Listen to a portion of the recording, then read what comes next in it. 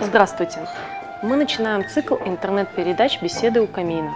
Ежемесячно мы будем приглашать к нам в студию открытых и интересных собеседников, способных открыто говорить о городе, о себе и отвечать на неудобные вопросы.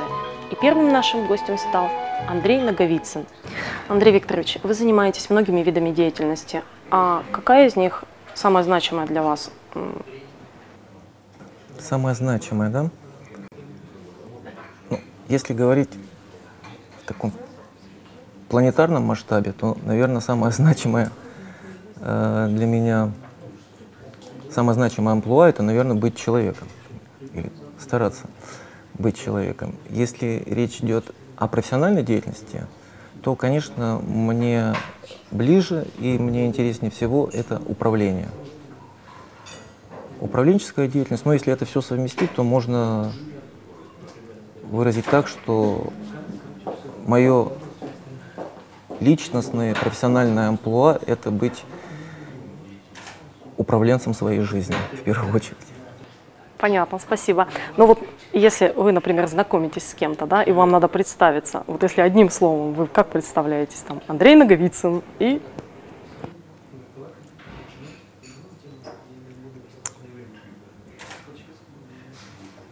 Ну, скорее всего, Андрей Наговицын — сомневающийся танк, потому что я человек такой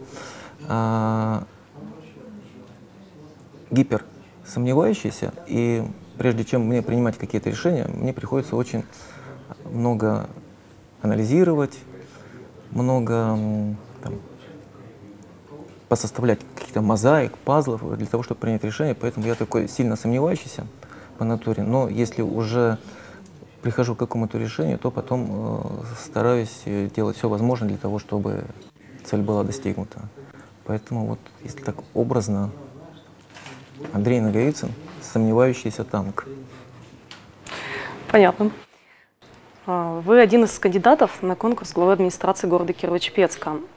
Скажите, пожалуйста, почему вы приняли участие в конкурсе, несмотря на то, что у вас достаточно мало шансов? А кто тот человек, который определяет уровень шансов каждого из кандидатов? Да, кстати, кто тот человек? Это по поводу шансов. А по поводу зачем я участвую в конкурсе, есть такое высказывание, что лучшая критика работы других — это сделать ее лучше. Вот, наверное, для того, чтобы продемонстрировать свою готовность сделать работу тех, кого, в том числе в процессе своей деятельности, мне приходится иногда и критиковать. Именно вот для этого я участвую в конкурсе. И для этого, но в первую очередь для того, что мне это интересно, я с огромным интересом вообще занимаюсь изучением вот этого механизма городского хозяйства. С большим интересом, с большим удовольствием вникаю в это, и мне вот эти все процессы устройства, процессы функционирования, процессы взаимосвязи вот этих всех отдельных механизмов одного, там, назовем ее там, часовой механизм, да, мне не очень интересны. То есть, в первую очередь, конечно, это профессиональный интерес, но и во вторую очередь это вот тот мотив, о котором я уже сказал, что если ты критикуешь, ты как минимум должен демонстрировать готовность взвалить на свои плечи эту ношу. Главу должны были назначить месяц назад, но конкурс до сих пор не состоялся. Расскажите, пожалуйста, свое видение ситуации. О своем видении я уже высказывался и на заседании Думы, высказывался в том числе в своем блоге, но могу повторить.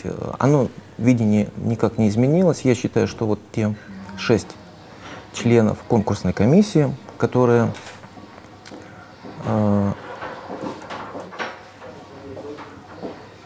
пострадали, скажем так, от слабости своих иммунных систем и в один день не явились на заседание конкурсной комиссии. Вот эти люди в первую очередь неуважительно отнеслись к участникам конкурса и во вторую очередь пренебрегли интересами жителей города, сорвав проведение этого конкурса. Когда я говорю, что срыв конкурса как-то повлиял на жизнь горожан, со мной многие не соглашаются. Но на самом деле, вот если я вам задам вопрос, что на сегодняшний день, если у чиновника есть возможность не решать какой-то острый вопрос, а острые вопросы и какие-то проблемы, они возникают ежедневно в жизни муниципального образования, любого. И если есть у чиновника повод, чтобы этот острый вопрос не решать, зная, что он сегодня исполняет обязанности, и всегда есть возможность освободить себя от возможной ответственности в будущем, сославшись на то, что я исполняющий обязанности, вот придет новый глава администрации, пусть он и принимает решение. Как вы думаете, будет человек, который является исполняющим обязанности, брать на себя эту ответственность и принимать решения вот по таким острым и нештатным ситуациям? Вряд ли. Естественно, город от этого в том числе и страдает. Более того, эта ситуация еще неприятна тем, что, как вот мы выяснили, оказывается, и члены конкурсной комиссии, которые должны были определить кандидатов на должность главы администрации, они не самостоятельны. И они сами это подтвердили нам на одной из депутатских комиссий. Они являются всего лишь рупорами, которые транслируют волю совершенно других людей. И в этой ситуации надо отдать должное Владимиру Васильевичу, главе нашего города, который даже не попытался белое назвать черным и обрисовал ситуацию такой, какая она есть. На самом деле, что три силы, назовем их так, не смогли договориться по кандидатуре на должность главы администрации города. И по этой причине конкурс был сорван.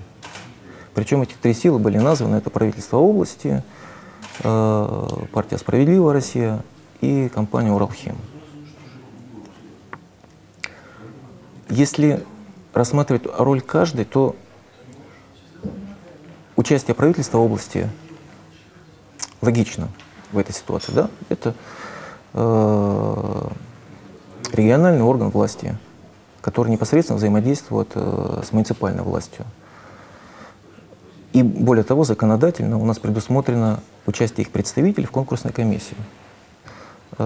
«Справедливая Россия», ее роль в этом процессе, она тоже логична, потому что это та политическая сила, которая выиграла предыдущие муниципальные выборы и на сегодняшний день имеет большинство в городской думе. Вот какова роль Уралхима в этой ситуации, для меня пока не совсем ясна. Скорее даже не роль, а ее мотивы. Если кто-то что-то делает, то всегда возникает вопрос: а зачем? Чтобы понять чье-либо действие, нужно знать мотивы. Вот зачем Уралхиму необходимо участие в этом процессе? Для чего они пытаются продвинуть своего представителя, либо того человека, кого они хотели бы видеть на этой должности? Зачем? Предприятие, которое не зависит никак от муниципального уровня власти. Более того, это предприятие, холдинг, которое даже от регионального уровня власти никак не зависит. Но, тем не менее, активно пытается заниматься политикой на муниципальном уровне, прикладывая огромные силы, средства. Возникает вопрос резонный: зачем? Вот я для себя вижу два предположения, зачем это им может понадобиться. Первое — это то, что те люди, которые непосредственно здесь представляют компанию Уралхим, они должны показать, наверное, свою необходимость и свою значимость. Им чем-то нужно заниматься. И вот участие в таких процессах, это как-то, наверное, подтверждает их необходимость и их востребованность. Это вот такое первое предположение, но, на мой взгляд, оно менее разумное. Второе предположение, оно связано с тем, что глава исполнительного органа власти, как правило, всегда является руководителем организации любых выборов. Вот здесь интерес у Уралхима может быть такой живой, потому как глава администрации может быть инструментом достижения каких-то желаемых результатов будущих выборов. Выборов, причем не муниципального уровня, вряд ли Уралхиму интересны выборы муниципального уровня, выборы, скорее всего, регионального уровня. Там у них интерес прямой, это заксобрание и обеспечение своего представительства вот в этом законодательном органе региона. Вот мои предположения могут быть только связаны вот с этими двумя мотивами, для чего Уралхиму необходима вот такая политическая активность на местном муниципальном уровне. Более того, у нас сегодня в стране уже есть определенная договоренность между органами государственной власти и бизнесом, что бизнес занимается бизнесом, политики занимаются политикой. На федеральном уровне эта договоренность была достигнута и соблюдается. Сейчас вот можно проанализировать и увидеть, что на региональном уровне вот пытаются такие же договоренности достичь. И я думаю, что следующим шагом будет, что и этот тренд будет продолжен на местном муниципальном уровне. Все-таки вот это разделение произойдет. И, на мой взгляд, это будет на пользу всем. Андрей Викторович, в своем блоге вы назвали Никиту Белых соучастником срыва конкурса. И за это вы его зачислили в категорию нерукопожатных. Вы не раз просили губернатора о личной встрече по социально значимым для города вопросам. Если, предположим, Никита Белых все-таки откликнется и примет вас, как произойдет ваше приветствие? Здесь ради справедливости необходимо отметить, что я не только Никиту Юрьевича вот в эту категорию для себя определил, нерукопожатных. Там еще две фамилии есть. Там есть фамилия и Медведков, и Машуренко. А что касается Никиты Юрьевича, то при встрече я предложу ему сначала обсудить те вопросы, с которыми я, надеюсь, когда-нибудь к нему попаду, а по результатам уже нашей беседы я определюсь, либо я извинюсь и пожму ему руку, либо останусь при своем мнении. Но на сегодняшний день я остаюсь пока при своем мнении, что да, на самом деле Никита Юрьевич один из соучастников срыва конкурса. Причем и тому есть объяснение. Если Никита Юрьевич не мог определиться с кандидатурой, то это вопрос уже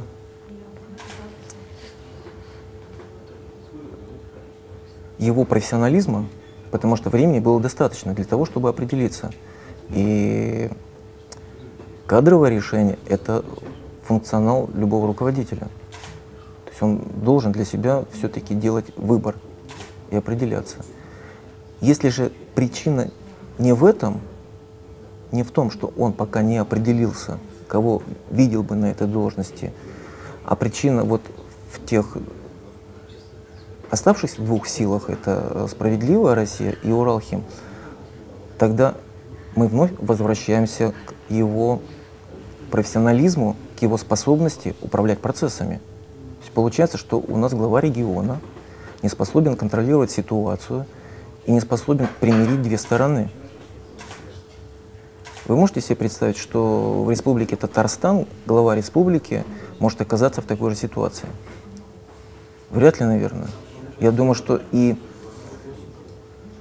бизнесменам, которые теоретически могли бы оказаться в Татарстане в такой ситуации, в страшном сне такое не приснится. Возможно, я ошибаюсь. И если он меня убедит в этом, то я попрошу прощения и пожму руку. Многие люди, многие горожане знают вас прежде всего как политика, как депутата городской думы. Вы не являетесь типичным представителем партии «Единая Россия». Вы открыты, у вас своя позиция по многим вопросам, и вы не стесняетесь ее высказывать. Скажите, пожалуйста, почему вы выбрали такой стиль работы?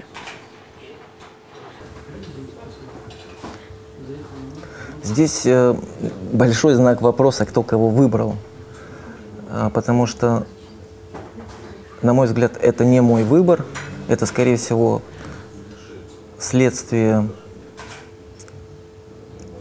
тех качеств, которые присущи мне, качеств, которыми меня наделил Господь, мои родители, мои наставники, и следствие вот этих качеств, которые не позволяют мне быть молчалиным и демонстрировать постоянную готовность занять позу, чего изволите. Поэтому, скорее всего, это не мой выбор. Что касается партии и насколько я там гармоничен, то любая партия, любая, как и любая организация, это не что иное, как срез общества. То есть это зеркало общества. Скажите, что вот в нашем обществе активных, открытых большинство? Вот вам ответ. Это, к сожалению, норма. В нашем обществе норма сегодняшнего дня. Дай Бог, чтобы вот это соотношение активных, открытых по отношению к другой категории наших товарищей, оно постоянно менялось в пользу первых. Вы один из немногих депутатов, кто практически посещает все заседания Думы и думских комиссий. Но, к сожалению, не все депутаты серьезно относятся к статусу народного избранника. Скажите, пожалуйста, как можно повлиять на эту ситуацию? И нужно ли влиять? Как это можно исправить? Здесь, наверное, движение должно быть двухстороннее. В первую очередь, депутаты должны все-таки вспомнить, что они избраны людьми, избраны с конкретной целью представлять интересы жителей города, конкретного микрорайона. И что они несут ответственность сейчас за свою работу. А второе направление движения, оно уже должно происходить со стороны избирателей, тех людей, которые избирали того или иного депутата, Иванова, Петрова, Сидорова. Они должны спрашивать за результаты его деятельности. А посещение заседания Думы – это один из критериев, в том числе оценки деятельности любого депутата. Поэтому если депутат вспомнит, что он несет ответственность перед теми, кто его выбрал, а люди осознают, что они, по сути, являются работодателями, они наделили полномочиями, отдав свой голос Иванову Ивану Ивановичу представлять свои интересы в Думе. И если начнут спрашивать с него, вот тогда ситуация должна измениться. И депутаты будут более заинтересованными в своей работе и более ответственными. Я сейчас, конечно, имею в виду тех депутатов, которые позволяют себе не присутствовать на заседаниях городского парламента. Скажите, пожалуйста, а есть ли какие-нибудь санкции со стороны закона? Нет, законодательно нет. А могут ли быть какие-то санкции со стороны избирателей? Что могут избиратели в этой ситуации? Могут, как минимум, инициировать процедуру отзыва депутата, могут просто выразить общественное порицание такому отношению депутата к своим обязанностям. На самом деле многое могут. Но отзывать депутатов у нас их так мало. Прецедента пока не было, да. Ну, это крайняя мера отзывать депутата, но своим депутатам периодически напоминать о себе необходимо. приглашать к себе и просить отчитаться о проделанной работе тоже необходимо. Потому что у нас в соответствии с этим же регламентом есть еще одна обязанность — ежегодно отчитываться о своей деятельности. Поэтому депутаты ведут себя ровно настолько, насколько позволяют им вести себя их избиратели. К вам приходят горожане со многими проблемами. И не только избиратели. Я так понимаю, вы работаете открыто для всех и работаете со всеми. Скажите, пожалуйста, а как вы справляетесь с таким объемом работы? Вы успеваете поспать? Да, конечно. Ну, здесь, наверное, вопрос организации своей работы. Если ты способен организовать эффективно свой рабочий график, то ты, скорее всего, будешь успевать сделать все запланированное.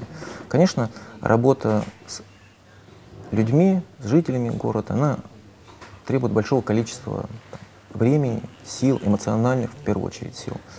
Но когда ты видишь, что твоя реально оказанная помощь принесла какой-то положительный результат для конкретного человека, ты вот от этого подпитываешься. С одной стороны, ты тратишь энергию, с другой стороны, видя конечный результат и видя то, что тебе удается кому-то в практической ситуации, в жизненной ситуации помочь, вот это все компенсируется. Здесь,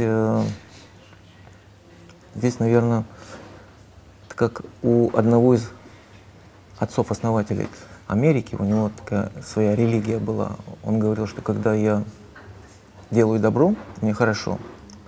Когда я совершаю плохой проступок, мне плохо.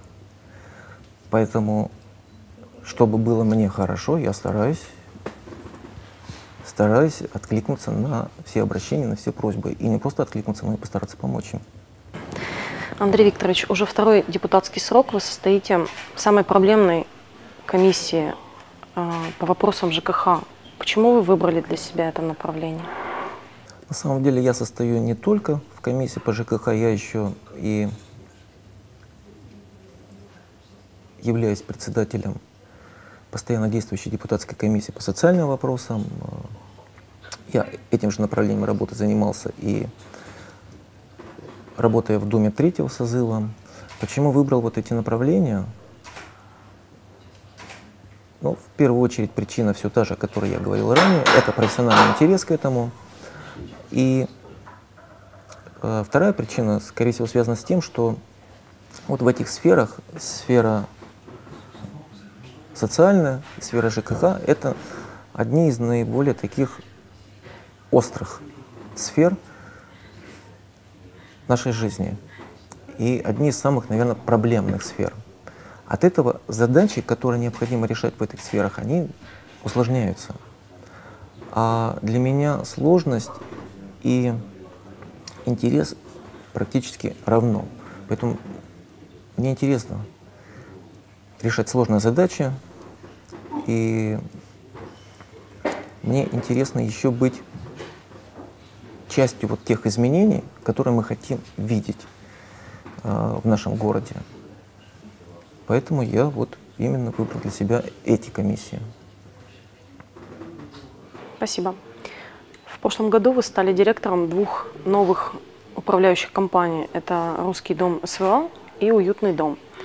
По сути, вы влились в ряды так называемых депутатов-коммунальщиков, но и в то же время создали единственную альтернативу частным ЖЭКам компании «Союз». Скажите, пожалуйста, как можно совместить депутатскую объективность и успешное управление компаниями? Наверное, это возможно совместить точно так же, как совместить роль мамы и роль жены. Совместить профессиональную деятельность и личную деятельность. Вопрос, скорее всего, нахождения балансов интересов. А это, в первую очередь, зависит от чувства меры. Если чувство меры есть, то и совместить все удастся. Если чувства меры нет, то там могут возникать противоречия и конфликт интересов. Поэтому я стараюсь всегда баланс находить. Вы достаточно давно ведете свой блог. Как вы пришли к этому, к необходимости ведения блога? Вот хорошее слово «необходимость». В наше время на самом деле это уже необходимость для любого руководителя, потому как самый главный ресурс любого лидера, а каждый руководитель, он по определению уже лидер, самый главный ресурс — это доверие. А истоком любого доверия является понятность для людей, открытость, последовательность — это когда слова соответствуют делам и дела соответствуют словам, и правдивость. Поэтому блог — это всего лишь инструмент для того, чтобы вот этот ресурс, этот капитал наращивать. Для этого мы должны быть все открыты, понятны, правдивы и последовательны. В вашем блоге много цитат, ну и в речи тоже, из известных произведений. Скажите, пожалуйста, вы читаете их или у вас сборник афоризмов? Конечно же, сборник афоризмов у меня есть, и далеко не один, но нам с вами, Мария, повезло, потому что мы являемся соотечественниками великих писателей, у которых есть отдельное произведение, которое каждая строчка является афоризмом. Взять хотя бы «Горе от ума» Грибоедова, либо некоторые там басни Крылова. Поэтому, конечно же, я стараюсь пользоваться и сборниками афоризмов, но и стараюсь пополнять копилку каких-то жизненных рецептов, в том числе и из произведений художественной литературы. В своем блоге вы писали о том, что любите проводить время на даче. Поговаривают, что вы летаете на дельтапланах, скачете на лошадях. А какие у вас увлечения, кроме дачи? На дельтаплане я летал всего лишь один раз. Вы видите, как заметно. С лошадками общаюсь чаще. Как еще провожу время, учитывая, что я долгие годы занимался спортом, своим любимым видом спорта — борьба, поэтому, конечно, у меня вот эта привычка уже, она сформирована, и сегодня она уже на уровне потребности, поэтому много времени приходится уделять и вот удовлетворению этой потребности, заниматься спортом. Стараюсь 2 раза в неделю плавать в бассейне, 3 раза в неделю в тренажерном зале заниматься. Выходные, как правило, это баня. В зимний период увлекаюсь моржеванием. Ну, если есть возможность, то катаюсь на коньках, на лыжах. То есть такой набор традиционный, скажем так. Еще из увлечений, вот вы упомянули дачу. Это одно из, наверное, моих любимых и необычных увлечений. Я увлекаюсь ландшафтным дизайном. Поэтому я очень много времени проживаю за городом. В течение, наверное, месяцев 7 в году я живу у себя в загородном доме. И как раз удовлетворяю свои такие творческие потребности по преобразованию нашей планеты. Когда есть возможность, с удовольствием слушаю музыку. В этом, правда, увлечении я такой лирик-романтик. Слушаю мелодичную музыку. Ну, это такой классический набор исполнителей. Барри Уайт, Эрос Рамазотти, Уитни Хьюстон, Тина Тернер, Элтон Джон, Джо Кокер, Стинг. Ну, вот такая, я ее называю, классика. Люблю и с большим удовольствием иногда делаю, слушаю музыку. Являюсь большим поклонником южнокорейского композитора-пианиста Ирума. Просто для меня Это было в свое время открытие, когда первый раз я услышал это произведение. Это для меня какой-то космос. Особенно такие его произведения, как «Симфония сердца», «Зимняя соната». Вообще его музыка очень известна, и даже настолько известна, что часто можно встретить эту музыку в интернете под именем Моцарта. Вот эти все композиции, мелодия «Ангела», «Плач по любви», «Душа», на самом деле это все музыка южнокорейского пианиста Ирума. Андрей Викторович, в своем блоге вы часто критикуете многие аспекты деятельности губернатора. Под давлением административного ресурса вы в свое время были поставлены перед выбором или замолчать, или покинуть должность директора спорткомплекса «Олимпия».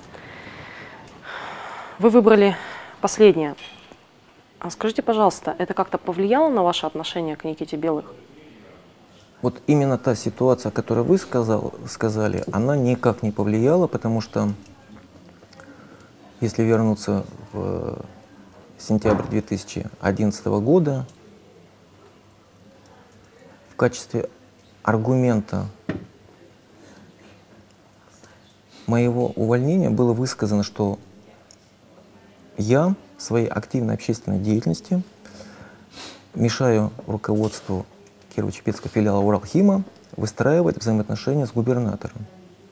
Причем приводились даже примеры того, что приезжали представители губернатора в лице госпожи Медведевой и проговаривали вот эту ситуацию.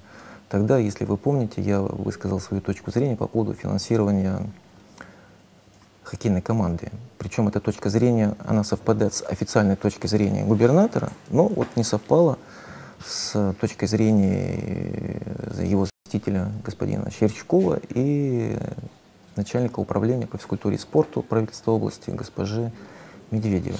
Так вот, тогда этот аргумент прозвучал от представителей компании «Уралхим», но не от самого Никиты Юрьевича.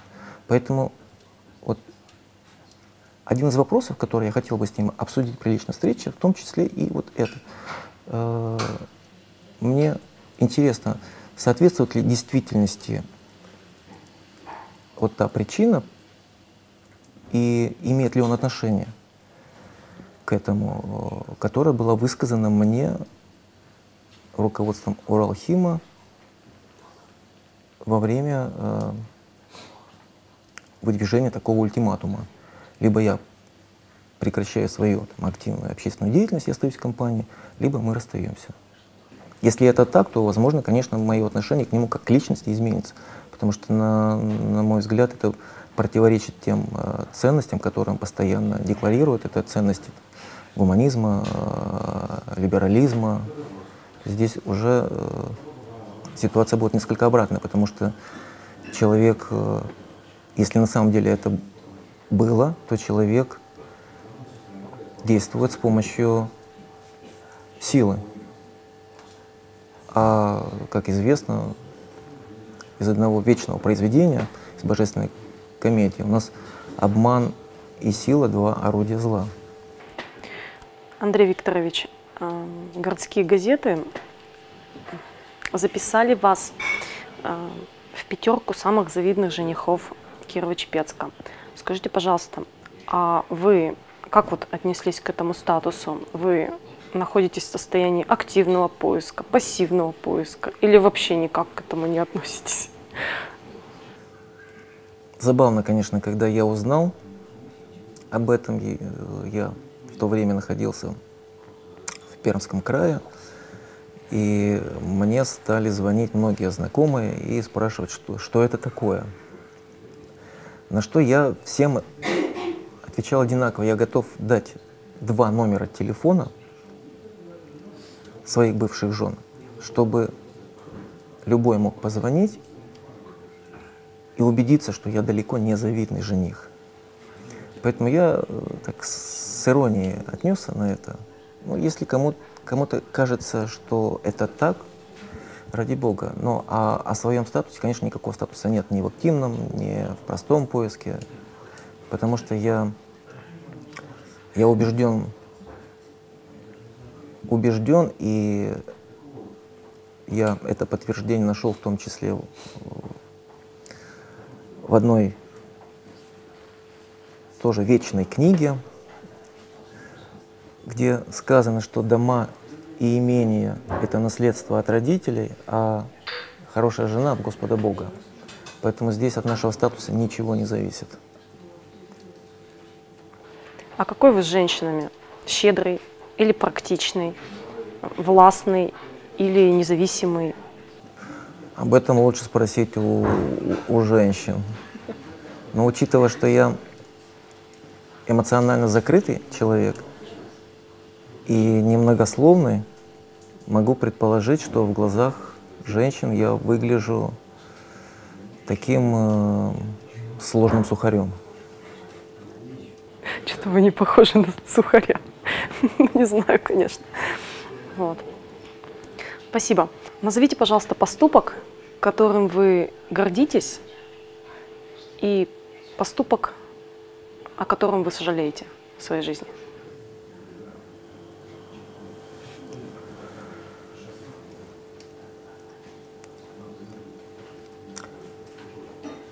Поступков, о которых я сожалею, их, конечно, к сожалению, несколько.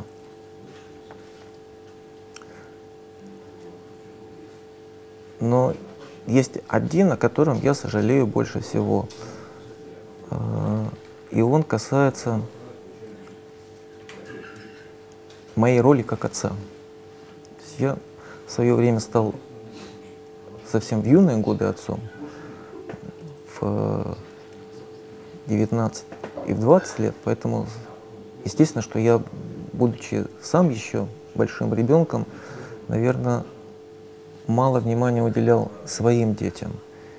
И у меня был один период, когда я не общался с одной из своих дочерей. И вот это, наверное, был один из самых таких жестоких поступков с моей стороны, о котором я больше всего жалею. Но сейчас, слава Богу, все нормализовалось, и у нас прекрасные отношения. Если говорить о поступке, которым я мог бы гордиться, то надеюсь, что самый достойный поступок у меня еще впереди, но тем не менее я горжусь, что я научился признавать свои ошибки и научился просить прощения. Вы связываете свое будущее с Кирово-Чепецком? Да, конечно. Пока у меня никаких планов сменить место жительства нет. А за что вы любите наш город?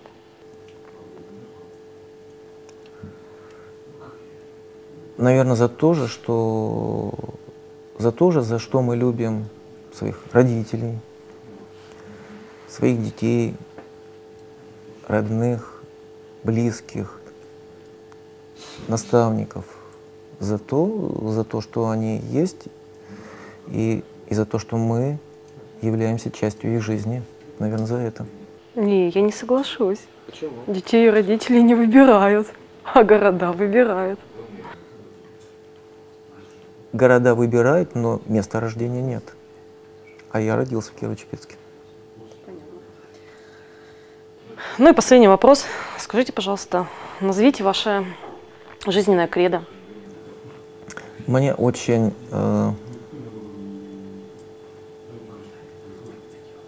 близко высказывание Платона.